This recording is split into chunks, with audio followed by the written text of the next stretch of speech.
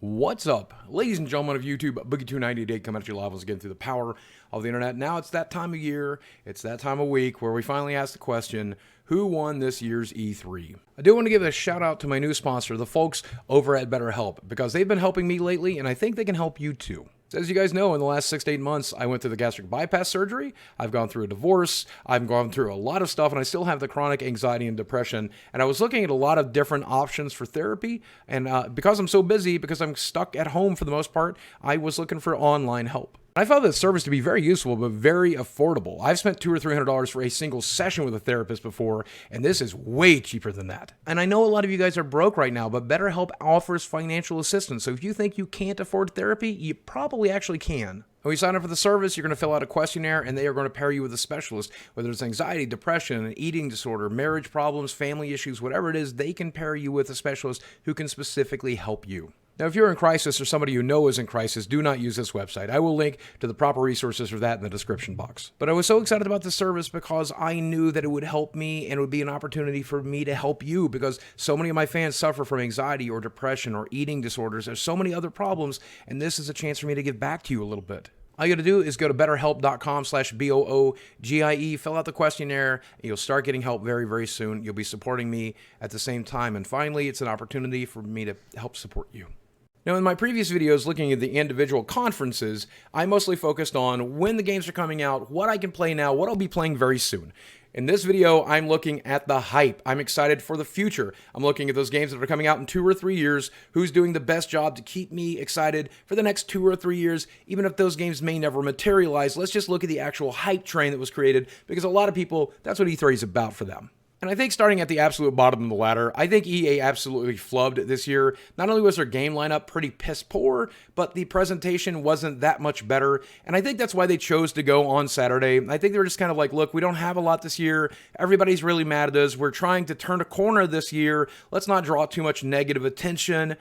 They just went with their basic sports games, which are already big hitters. They knew that was going to do well. They focused on Battlefield 5, which is going to be a very, very good game, and that I'm very, very excited about. They showed a couple of smaller indie titles. They talked about A Way Out a little bit. They talked about Battlefront 2 a little bit. Not a lot there, honestly, just nothing really exciting. I am personally excited about the smaller indie games, but that really doesn't build hype for most people. But then there's the Command & Conquer fiasco, and I guess they wanted to be an esports game, but they're putting it on mobile, which is insane. I know there's some esports mobile games, but the biggest issue there is dedicating 10, 15, 20 minutes of the show to gameplay for a game that most of your core audience doesn't care anything about. And you put the Command & Conquer name on it, which is insane to me, because I love the Command & Conquer series. I grew up playing it. I love the Red Alert games. I love all of those games. I played almost every single one of them. I want that game to come back, and I know it's hard to work with an RTS in 2018. I know it's difficult to make that work. It doesn't work on console, and it does work a little bit on mobile. There are some good RTSs on mobile, but don't put the Command & Conquer title on it, please. It's so disappointing, and have actually dedicated so much of the show to a title nobody asked for, nobody wants, specifically Command & Conquer fans. You should get an F for that show. Thankfully, Battlefield 5 saved you there, so I'm going to give you a D-. But otherwise, EA was just horribly disappointing. Now, Nintendo fans, please bear with me, because I'm just as excited about the new Smash as you are, but a lot of folks who love Nintendo are not happy with that, including a ton of people who invested in Nintendo, because their stock is plummeting right now because a lot of people found this E3 presser to be disappointing. Now, one game, I mean, there's several other games, but that one game alone is enough to where I am personally excited, but I'm not looking at this as a personal video. This is a critical look, and critically, Nintendo kind of flubbed it this year. So starting off with the good, the new Smash is the best Smash ever. It's got the entire roster. There's a ton of levels to play on. The demo is almost as big as some of the original games were, and I got to play the demo, and it plays amazing. It's going to be an esports thing. It's going to sell tens of millions of copies, both casually and competitively. It is going to be a competitive game. It's going to be the Nintendo Switch seller. People are going to buy systems, maybe 1 or 2 systems, just to be able to play this game. It is superb. Fortnite hitting the Switch is also a really, really big deal. That's a really, really good get, because it's the first portable system you can play Fortnite in the car if you have access to Wi-Fi. If you have access to Wi-Fi on a plane, you can play it there. You can play it, your kids can play it at a restaurant and just leave you alone. That is a really big deal, and it's going to make Nintendo a lot of money. I think it's going to sell a lot of systems because even though a lot of people don't want to play that game, and I know you may be tired of it, it is the most popular game in the world right now. People are going to buy systems up to play that. And then we have a new Mario Party coming out, and I'm hesitant about it because the last few have not been very good. Looks like they may have learned a few lessons, hopefully. And it's going to be a much more competitive, fun game in the spirit of the old school Super Mario Parties. But a lot of people are just not excited about Super Mario Party, and that makes sense. And then we already got the news about Let's Go Pikachu, Let's Go Eevee. And I was afraid before E3 that those games were going to be very, very casual. And they're definitely not core series. After having seen the gameplay, having seen it get played, it's definitely not the core series or anything close to it. But it's kind of a hybrid. It's somewhere in between the two. It's definitely a Pokemon starter game. But I think a lot of core Pokemon fans are not going to be excited about that. Though I think we'll all buy it and dabble with it. It's just not exciting. But no real hard look at the core series that should be coming later in the Switch's life cycle. The biggest thing that is missing is Metroid Prime 4. After seeing the logo last year, we all expected that game to maybe have a 2018-2019 launch, and we got nothing about the game. That is severely disappointing for Metroid fans. Animal Crossing fans are also severely disappointed because we thought for sure we'd have something there. And I know that's not the most exciting game in the world, but it did leave a lot of fans of the series very disappointed, and that's why they're getting a few points docked from the show because of that. So Nintendo did well by my original scale because, you know, you got Mario Tennis and you can play it soon. You got Let's Go Pikachu and you play it soon. We'll be playing the Smash Brothers game before you know it. So there's a lot of good stuff there, but in terms of hype, in terms of looking to the future, in terms of big announcements, there's just not a lot there. It's a fairly thin lineup, and that left a lot of people frustrating because we don't know what we're supposed to do with our systems. What are we supposed to do? And the answer is, I guess, play Fortnite for now. But I think of my original scale, since I didn't give the original score, I think I gave them like probably a C. There's a lot of good games coming out soon that I'm actually going to be able to play, and they're supporting the Nindies format, so I'm excited about that. In terms of hype, though, it's like a D+, C-, because there's just not a lot to be hyped about, unless you love Smash Brothers, and I do love Smash Brothers, and that alone is enough on a personal level to give it a B for hype. But it left a lot of core fans very disappointed. I also didn't do a recap for Square Enix's show, and I'm just going to go ahead and say it was very, very disappointing because there was one thing everybody wanted to see. We're all excited about Kingdom Hearts and Monster Hunter and Final Fantasy 15 and all that great stuff, but it's very, very disappointing, the show itself, because where was the Final Fantasy 7 remake stuff? We saw next to nothing, if not nothing. I mean, that is so severely disappointing. That is throwing a huge wrench into the works because we saw so much of it in previous years, and now we're seeing nothing. What is even happening? Now, there were some announcements there. I'm actually looking at a list here because it's hard to even remember it. Of course, I have Shadow of the Tomb Raider. That's going to be great. There's Dragon Quest 11, which Dragon Quest fans are going to be excited about. Just Cause 4, which seems like a little early to be releasing after Just Cause 3. Just Cause 3 was great, but it didn't really capture people's imagination, so I was surprised to see that. Some smaller games that I'm not that excited about, you know, The Quiet Man, Babylon's Fall, and of course Kingdom Hearts 3. Everybody's excited about Kingdom Hearts 3, but they have all of these big titles that you should be excited about, and you're just not, because the way they presented it was kind of boring and just weird, and everybody was waiting for Final Fantasy VII Remake, so we just kind of glossed over everything. People were talking about falling asleep during that show, and I don't blame them. It was not well presented. So in terms of games that I get to play now, or that I get to play very soon, games with release dates, this is a fairly solid C show. When it comes to terms of hype, since stuff was missing, this is easily a D+, a C-. It is not a good show. It was very frustrating, very irritating, very boring. I mean, they just needed to do better. They just really do. I hope they do better next year, and I hope they bring some Final Fantasy VII Remake. Then I already did cover Bethesda, so we're going to touch very lightly here. I gave them like a B-, a C+ for terms of games I get to play very, very soon. I think I was very hyped at the time, so I think looking back at that, that's probably a bit of a C. There are some games coming out, and I'm very excited about that. But in terms of hype, and in terms of presentation, in terms of a good show, Bethesda knocked it out of the park in a lot of ways, dropping Elder Scrolls 6 and Doom Eternal. I mean, there's a bunch of big games to look forward to in the future, and most of these games are going to be in the very, very distant future. And they even did a good job of making Fallout 76, which is a game I'm not excited about, look exciting. Now that more news has come out since the presser, I'm not as excited as I was immediately following, but that's a sign of a good show. So I think originally I gave it like a B-, a C+ in terms of playability. I think probably it's more of a C or a C minus in terms of things that I can play very, very soon. In terms of hype, it is easily a B or a B plus. I'm very, very excited for everything that they are working on, and it was presented very, very well. So great job, Bethesda.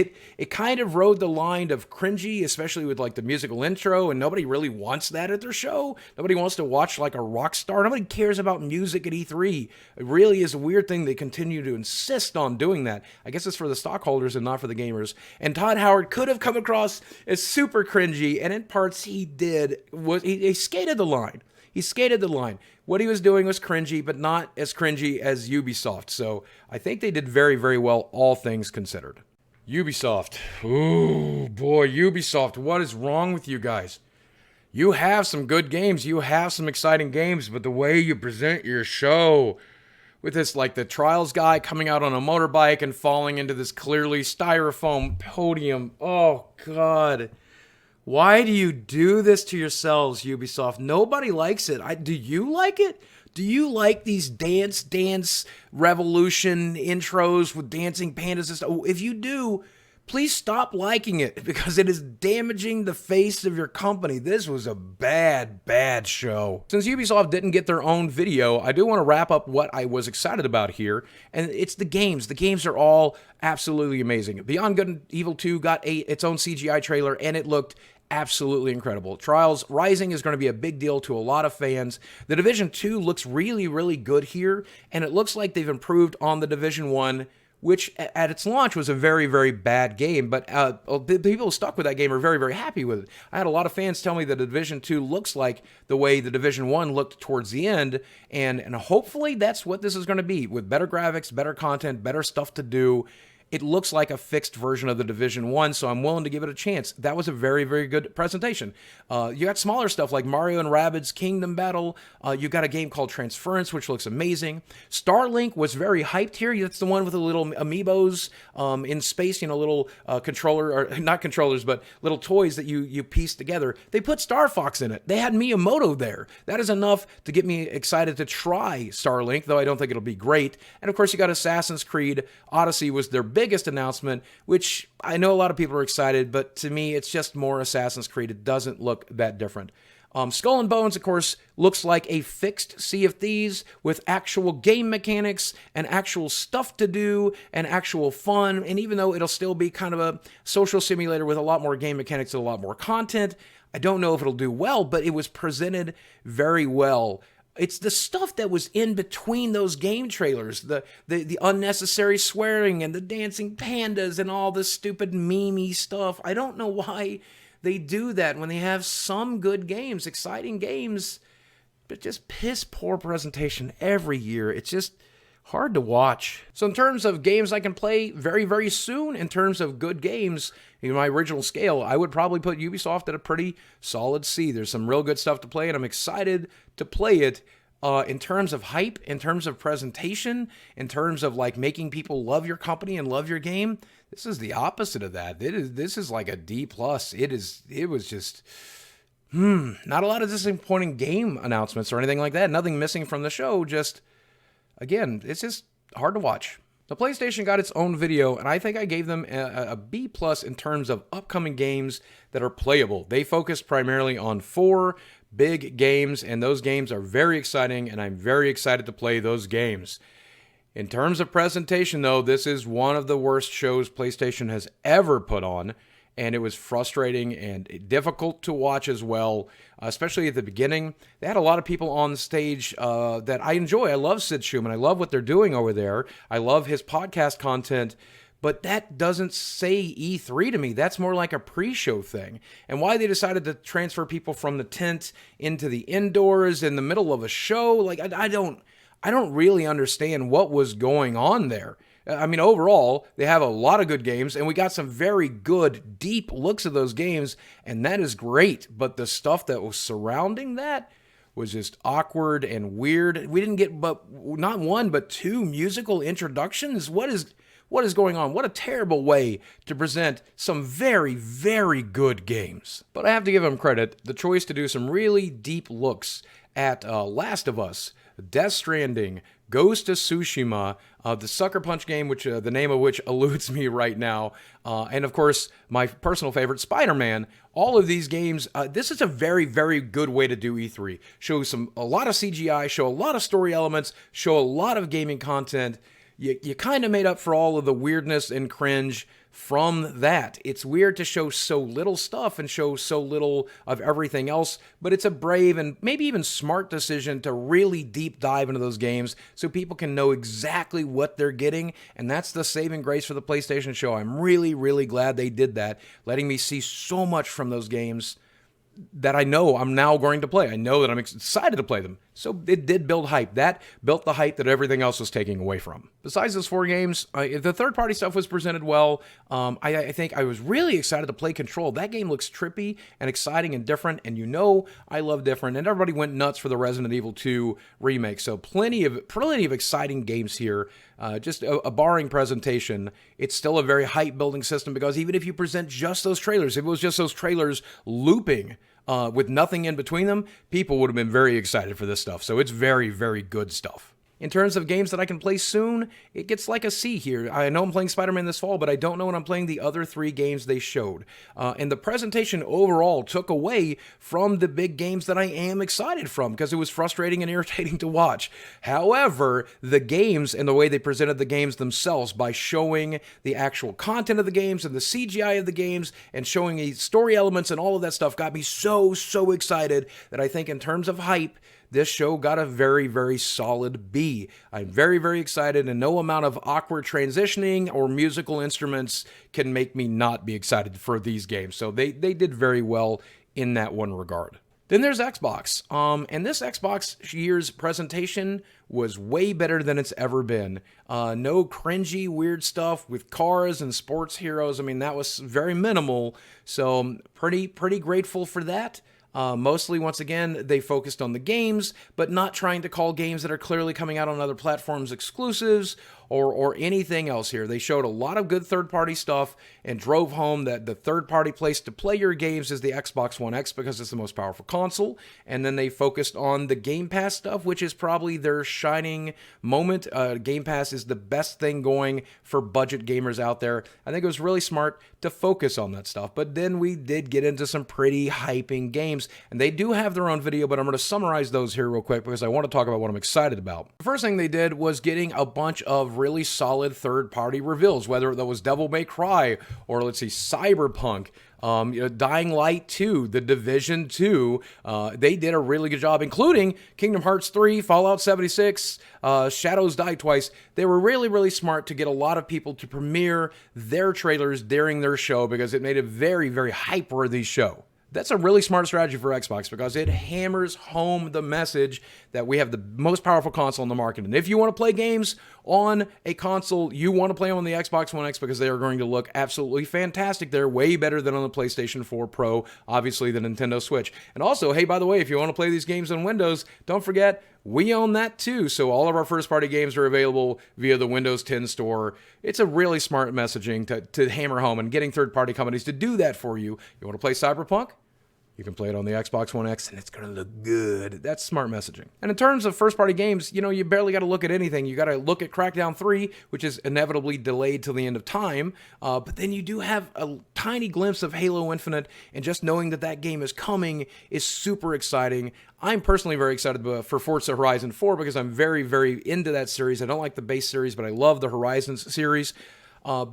But there's not a lot there for Xbox fans or anybody who's looking to buy an Xbox. There's just not a lot of incentive, even if Halo is a huge incentive. It's a huge incentive to me. That alone, just the splash card for that, is enough to get me excited. But the smartest thing that they have done in a long time, and the smartest thing that they did for this show, is announcing that they are purchasing a bunch of really, really good studios to develop first-party games.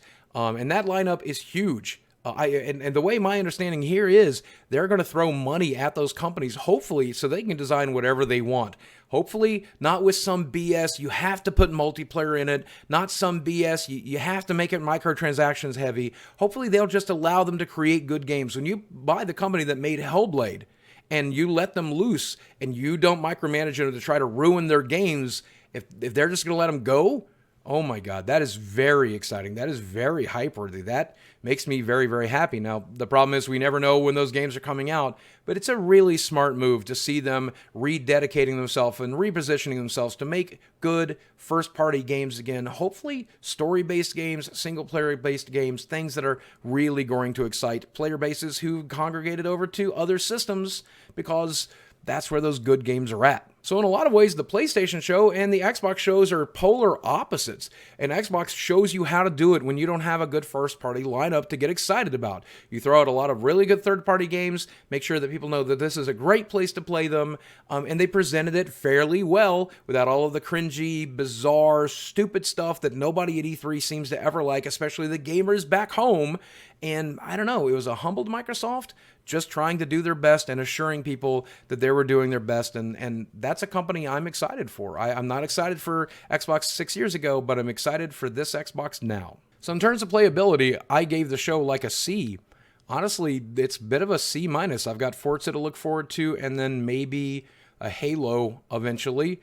So not a lot of excitement there, but when it came to building excitement, coming across as humbled, coming across as consumer friendly, they did very, very well. This is probably a B or a B+ show in terms of, hey guys, we know we shoved our foot on our mouse, let's get it out of there, and this is how it tasted, and now we're going to fix everything. Does that make you excited? Yes, Xbox, it does. So who won E3? Well, that's a very personal question, I think. I think I made it very clear which shows I was excited about and which ones I found disappointing, which games I was excited about and which ones I found disappointing, but that's not going to be the same answer for you. So I'm very curious to see what you think in the comments section below. I do always answer comments. I always pin comments. I always like comments. I'd love to see your comments as usual. Guys, let me know if you thought I nailed this or whether or not I was wrong. I'm glad to find out. And as always, guys, thanks for watching. I love you very much, and I'll speak with you again soon. And who won E3? As usual, we did. We got all the games in the world to look forward to. Can't wait to play.